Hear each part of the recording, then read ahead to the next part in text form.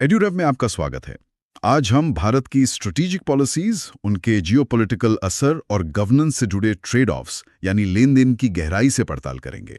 जैसे India EU free trade agreement geopolitics को कैसे शेप करता है, या फिर देश के अंदर डेमोग्राफिक बदलाव और वेलफेयर रिफॉर्म्स का स्ट्रक्चर कैसा है, और फिर गवर्नेंस में साइबर सिक्योरिटी से लेकर डिजास्टर मैनेजमेंट तक के प्रैक्टिकल चैलेंजेस। तो मिशन यही है कि इन सभी डॉट्स को कनेक्ट किया जाए। बिल्कुल सही। अक्सर हम इन विषयों को अलग अलग साइलोज में देखते हैं कि ये इकोनॉमी का टॉपिक है, ये इंटरनल सिक्योरिटी का है, पर असल में ये सब आपस में बहुत गहराई से जुड़े हुए हैं। आज की बातचीत का मकसद यही है कि हर मुद्दे को एक स्ट्रक्चरल सवाल के तौर पर देखा जाए जो भारत की लॉन्ग टर्म पॉलिसी को दिशा दे रहा है, और हमारा लक्ष्य है कि इसे प्रैक्टिकल और एग्जाम रेलेवेंट बनाया जाए। ठीक है, तो चलिए सबसे बड़े जियोपॉलिटिकल डेवलपमेंट से शुरू करते हैं। India UAE free trade agreement यानी एफटीए। सोर्सेज बताते हैं कि ये सिर्फ एक व्यापारिक समझौता नहीं है, ये एक स्ट्रेटेजिक डाइवर्सिफिकेशन है। जब दुनिया में प्रोटेक्शनिज्म बढ़ रहा है, तब भारत 27 देशों वाले यूरोपियन यूनियन में एक स्टेबल मार्केट खोज रहा है। हाँ, और ये एक टू वे स्ट्रीट है। ईयू भी अपनी सप्लाई चेन्स के लिए चाइना प्लस वन स्ट्रैटेजी के तहत एक भरोसेमंद पार्टनर ढूंढ रहा है। एक एफटीए का बेसिक काम तो टैरिफ्स और नॉन टैरिफ बैरियर्स को कम करना ही है, ताकि गुड्स, सर्विसेज और इन्वेस्टमेंट का फ्लो आसान हो। लेकिन यहाँ पर, जैसा आपने कहा, असली कहानी जियोपॉलिटिक्स की है। ये एक स्ट्रेटेजिक पिवट है जो दिखाता है कि भारत अब ग्लोबल ट्रेड में ज्यादा असर्टिव रोल लेना चाहता है। लेकिन इन एफटीएस का हमारा पिछला अनुभव, खासकर आसियान के साथ, वो तो बहुत अच्छा नहीं रहा है। अक्सर ये कहा जाता है कि हमारा ट्रेड डेफिसिट यानी व्यापार घाटा बढ़ जाता है।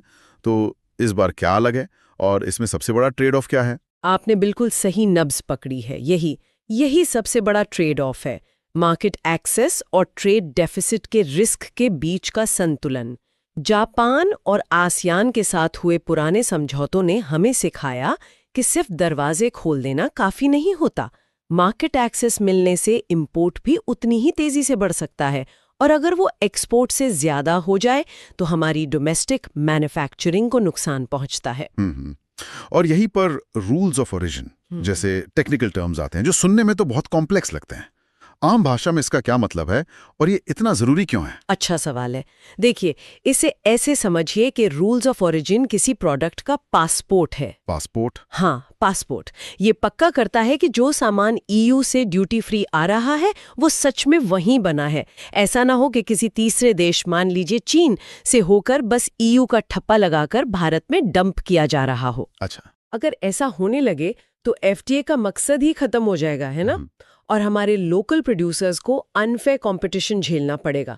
इसलिए इस बार नेगोशिएशंस में सिर्फ टैरिफ्स कम करने पर नहीं, बल्कि इन रूल्स को मजबूत बनाने, नॉन टैरिफ बैरियर्स को एड्रेस करने और कॉम्प्लीमेंट्री इंडस्ट्रियल पॉलिसीज बनाने पर जोर दिया जा रहा है, ताकि हम एक्सपोर्ट भी बढ़ा सकें और अपने उद्योगों की रक्षा भी कर पाएं।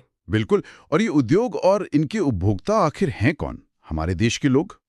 और यहीं आरबीआई की एक हालिया रिपोर्ट भारत की एक बहुत दिलचस्प और चुनौतीपूर्ण तस्वीर सामने रखती है, जो देश के भविष्य को शायद इन ट्रेड डील से भी ज्यादा प्रभावित कर सकती है। रिपोर्ट एक गहरे रीजनल डिवाइड, एक तरह के डेमोग्राफिक डाइवर्जेंस की बात करती है। बड़ा स्ट्रक्चरल चैलेंज है। रिपोर्ट के मुताबिक 2031 तक कई दक्षिणी राज्यों जैसे केरल और तमिलनाडु में 20% से ज्यादा आबादी बुजुर्ग हो जाएगी और उनकी वर्किंग एज पॉपुलेशन सिकुड़ने लगेगी। वहीं दूसरी तरफ बिहार और उत्तर प्रदेश जैसे उत्तरी राज्यों में काम करने वाली उम्र की आबादी अभी भी बढ़ रही होगी। मतलब एक ही देश में दो अलग अलग डेमोग्राफिक रियलिटीज। तो इसका मतलब तो ये हुआ कि पॉपुलेशन पॉलिसी पर वन साइज फिट्स ऑल का नजरिया अब काम नहीं कर सकता। बिल्कुल नहीं कर सकता। देखिए, रिप्लेसमेंट फर्टिलिटी रेट, जिसे टीएफआर कहते हैं, वो करीब 2.1 होता है। मतलब औसतन एक महिला अपने जीवन में कितने बच्चों को जन्म देती है जिससे पॉपुलेशन स्टेबल रहे। दक्षिण के ज्यादातर राज्य इस थ्रेशोल्ड से काफी नीचे जा चुके हैं, जबकि उत्तर के राज्य अभी भी इसके करीब हैं। इसका पॉलिसी पर सीधा असर पड़ता है। दक्षिण के राज्यों को अब एक सिल्वर इकोनॉमी के लिए तैयारी करनी होगी। सिल्वर इकोनॉमी ये क्या है? आदि के लिए नौकरियां पैदा करना और उन्हें सही स्किल्स देना। इसके अलावा हमें लेबर सरप्लस क्षेत्रों से लेबर शॉर्ट क्षेत्रों की ओर माइग्रेशन को बेहतर ढंग से मैनेज करने के लिए पॉलिसीज बनानी होंगी। ये फिस्कल फेडरलिज्म के लिए भी एक बड़ा सवाल खड़ा करता है कि राज्यों के बीच संसाधनों का बंटवारा कैसे हो। तो एक तरफ डेमोग्राफी बदल रही है और दूसरी तरफ सरकार की वेलफेयर योजनाओं का ढांचा भी बदल रहा है। अगला सोर्स विकसित भारत गारंटी फॉर रोजगार एंड आजीविका मिशन की बात करता है। इसमें गारंटीड काम के दिन तो बढ़ाए गए हैं, लेकिन एक बड़ा स्ट्रक्चरल बदलाव भी है। हाँ, और ये बदलाव बहुत सटल है लेकिन बहुत महत्वपूर्ण है। ये स्कीम अब एक ओपन एंडेड डिमांड गारंटी से हटकर एक बजटेड सप्लाई मॉडल की ओर बढ़ रही है। एक मिनट, इसे थोड़ा आसान भाषा में समझाइए। डिमांड गारंटी से सप्लाई मॉडल का क्या मतलब हुआ? ठीक है, इसे ऐसे समझिए। पहले MGNREGA एक अधिकार था। कानून के तहत अगर आप काम मांगते हैं तो सरकार आपको काम देने के लिए बाध्य थी, चाहे बजट हो या ना हो। ये एक डिमांड ड्रिवन सिस्टम था। ओके। लेकिन अब ये एक सप्लाई ड्रिवन मॉडल बन रहा है, जहां केंद्र सरकार बजट के हिसाब से तय करेगी कि कहां और कितना काम उपलब्ध कराया जाएगा। अगर बजट खत्म तो काम खत्म। अच्छा। ये गारंटी शब्द के मायने ही बदल देता है और इसे एक अधिकार से एक सरकारी योजना में तब्दील कर देता है जो केंद्र के बजट पर निर्भर है। लेकिन गारंटी शब्द का इस्तेमाल तो अभी भी हो रहा है, तो क्या ये थोड़ा मिसलीडिंग नहीं है? इससे ऑन ग्राउंड वर्कर्स और बेनिफिशियरीज में कंफ्यूजन पैदा नहीं होगा? बिल्कुल होगा। ये सेंट्रलाइजेशन और स्कीम को किसी भी समय रोकने की क्षमता, ये फेडरल फिस्कल बैलेंस और गारंटी के सोशल कॉन्ट्रैक्ट पर गंभीर सवाल खड़े करती है। ये दिखाता है कि वेलफेयर डिलीवरी का मॉडल अब राइट्स बेस्ड अप्रोच से हटकर एक ज्यादा centrally controlled budget capped system की तरफ जा रहा है। तो सरकार की कल्याणकारी योजनाओं का ढांचा बदल रहा है, लेकिन इन योजनाओं का या किसी भी सरकारी नीति का आधार क्या होना चाहिए? यहीं पर कॉन्स्टिट्यूशनल नेशनलिज्म यानी संवैधानिक राष्ट्रवाद का विचार तस्वीर में आता है। ये एक दिलचस्प शब्द है। आमतौर पर राष्ट्रवाद को हम जमीन, धर्म या संस्कृति से जोड़कर देखते हैं। ये संविधान से जुड़ा राष्ट्रवाद क्या है और आज के समय में ये क्यों इतना जरूरी हो गया है? ये सोच इसलिए जरूरी है क्योंकि ये हमें एक चश्मा देती है जिससे हम सरकार के हर फैसले को देख सकते हैं। कॉन्स्टिट्यूशनल नेशनलिज्म कहता है कि हमारी राष्ट्रीय पहचान किसी एक संस्कृति या भूगोल से नहीं, बल्कि हमारे संविधान के साझा मूल्यों से बनती है, जैसे न्याय, स्वतंत्रता, समानता और बंधुत्व। कुछ स्ट्रेटेजिक चुनौतियों की तरफ बढ़ते हैं। साइबर स्पेस ये एक ऐसा डोमेन है जहां कोई ग्लोबल फ्रेमवर्क नहीं है। कुछ देश बुडापेस्ट कन्वेंशन को मानते हैं, कुछ का अपना अलग मॉडल है। ऐसे में भारत का क्या रुख है? भारत ने यहाँ एक नॉन अलाइंड रास्ता चुना है। उसने न तो पूरी तरह से वेस्टर्न मॉडल को अपनाया है, न ही चाइनीज मॉडल को। भारत का जोर डेटा सॉवरेनिटी और नेशनल सिक्योरिटी पर है। उसका मानना है कि भारतीयों का डेटा भारत में ही रहना चाहिए और उस पर भारतीय कानून लागू होना चाहिए। लेकिन इस नॉन अलाइन रुख के अपने चैलेंजेस भी होंगे। बिल्कुल। जब आप किसी बड़े ब्लॉक का हिस्सा नहीं होते तो आपको अपनी सुरक्षा के लिए आत्मनिर्भर बनना पड़ता है। इसका मतलब है कि भारत को साइबर हमलों से खुद को बचाने और उनसे उभरने की अपनी देसी क्षमता, जिसे हम इंडिजिनस साइबर रेजिलियंस कहते हैं, उसे बहुत मजबूत करना होगा। साथ ही क्रॉस बॉर्डर डिजिटल क्राइम से निपटने के लिए एक मजबूत घरेलू कानूनी ढांचा बनाना भी उतना ही जरूरी हो जाता है। आप अकेले खड़े हैं तो आपको सबसे मजबूत होना होगा। साइबर स्पेस से अब समुद्री क्षेत्र की ओर बढ़ते हैं। यहाँ इंडो पैसिफिक ओशंस इनिशिएटिव यानी IPOI का जिक्र है, जो 2019 में लॉन्च हुआ था। ये क्या है?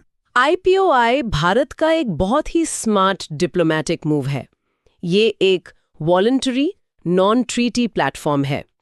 इसका फोकस किसी मिलिट्री ग्रुपिंग जैसे क्वाड पर नहीं है, बल्कि नॉन ट्रेडिशनल सिक्योरिटी चैलेंजेस पर है। तो क्या ये क्वाड जैसे मिलिट्री ग्रुप्स का एक सॉफ्ट पावर ऑल्टरनेटिव है? आप ऐसा कह सकते हैं। ये क्वाड को कॉम्प्लीमेंट करता है। जहां क्वाड हार्ड सिक्योरिटी पर फोकस करता है, वहीं IPOI समुद्री सुरक्षा, marine ecology, trade connectivity, science cooperation और डिजास्टर रिस्क रिडक्शन जैसे मुद्दों पर कोलैबोरेटिव एक्शन की बात करता है। अच्छा। ये एक सहकारी गैर सैन्य समुद्री शासन पर जोर देता है। हाल ही में स्पेन का इसमें शामिल होना इसकी बढ़ती डिप्लोमेटिक ब्रेथ को दिखाता है। ये बताता है कि दुनिया के देश भारत के इस कोलैबोरेटिव और इंक्लूसिव अप्रोच को पसंद कर रहे हैं। और डिजास्टर मैनेजमेंट की बात हुई तो चलिए अंत में एक बहुत ही प्रैक्टिकल मुद्दे पर आते हैं। सोर्सेस कहते हैं कि आपदा प्रबंधन में सबसे बड़ी चुनौती साइंटिफिक मैट्रिक्स को आम लोगों के लिए समझने योग्य बनाने की है।